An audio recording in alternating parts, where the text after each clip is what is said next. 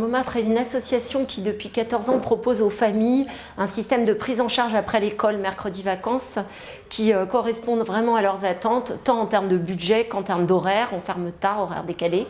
Et c'est aussi et avant tout un lieu d'éducation artistique pour les enfants qu'on accueille. Le partenariat avec Montmartre, on l'a vraiment construit main dans la main. Le Théâtre des Bouffes du Nord a toujours été dans une tradition de transmission aux plus jeunes. Il est vrai que la dimension locale ici a vraiment primé. Il nous semblait intéressant de commencer par les enfants du quartier pour mettre en place cette immersion dans ce qui va au final devenir leur théâtre. Esther va faire un petit échauffement. Vas-y, fais-nous la joie, mets-la dans la marmite. C'est ça la joie. On a fait des petites scènes de théâtre cette année. On a travaillé sur beaucoup d'improvisation. Surtout, pas forcément sur des pièces qu'on va apprendre par cœur, des textes ou quoi, c'est plus, par exemple, on va avoir un enfant qui va faire le narrateur et des enfants sur scène qui vont jouer en fait les petites scènes qu'on raconte.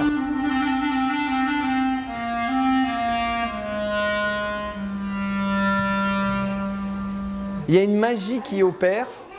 Et en fait, là, on a eu des improvisations de la part des enfants qui ont été... ça a été mémorable, en fait, quoi. C'est-à-dire que là, pour le coup, l'enfant oublie tout et c'est que sur son inconscient, en fait. Il oublie qui il est et donc, du coup, il montre qui il est réellement. Ce qui m'intéresse, c'est que ces enfants puissent parler de confiance en soi et puissent comprendre qu'en fait, il y a un moment donné où ils ont droit de prendre leur place, de leur légitimité d'exister.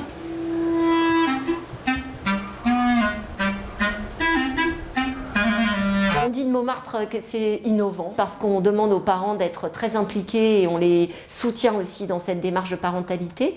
Donc ils sont aussi adhérents de l'association, ils participent. Et puis innovant parce que ça n'existe pas ailleurs, c'est soit très privé et très cher, soit c'est très très social et très enclavé. Nous on cherche vraiment à prôner la mixité sociale.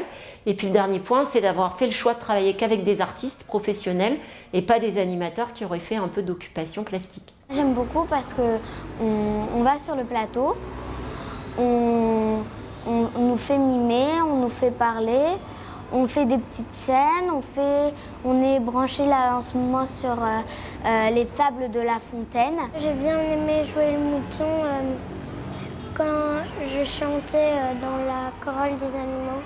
Je suis beaucoup moins timide, ils m'ont appris à sur scène jouer avec une autre personne. Et ouais, voilà, j'ai plus confiance en moi. T'as quoi à faire comme devoir? Contrôle d'histoire.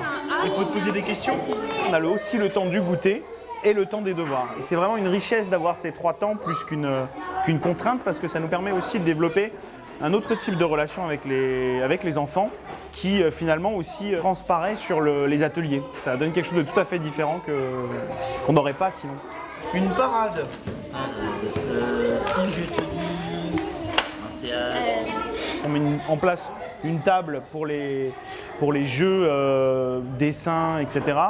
Et puis ceux qui n'ont pas de devoirs, il y a des livres aussi. Ceux qui n'ont pas de devoirs, se mettent sur cette table d'activités annexes. Et puis les autres, quand ils ont fini leurs devoirs, ils vont aussi. Je te dis un requin, c'est un poisson. Vas-y, assieds-toi. C'est un des rares moments où on peut avoir une relation individuelle avec eux. Et ça permet de mieux les connaître, de parler d'autres choses aussi, de dire « Ah, tu fais ça, d'accord ». Et puis nous aussi, ça nous met dans une position, ce qui est je pense, agréable pour eux, c'est qu'on n'est pas toujours systématiquement dans une position de détenteur du savoir, là. Contrairement à quand on fait des ateliers. Quand on a fini ses devoirs, on doit demander à un adulte si c'est bon, et si on peut partir ou si on doit recommencer. J'avais mis des devoirs, c'était pour lire une leçon. C'était lire une leçon et des tables de multiplication. C'est bien parce qu'au moins on peut apprendre, au moins on peut déjà apprendre les devoirs et au moins on peut faire plein de choses. Rigoler avec les copains, faire de la musique et tout. On s'amuse, on parle, on fait des gestes en même temps, on travaille ensemble, on fait plein de choses. Le soutien de la Fondation AG2R est vraiment essentiel. On est très en phase avec les valeurs qui sont défendues, donc il y a quand même une logique dans cette histoire-là. Et ça finance quand même une grosse partie de l'expérimentation et de la suite. Donc de fait, c'est le premier qui enclenche et qui fait en sorte que les autres vont suivre. Donc cet effet de levier, voilà, on en a besoin.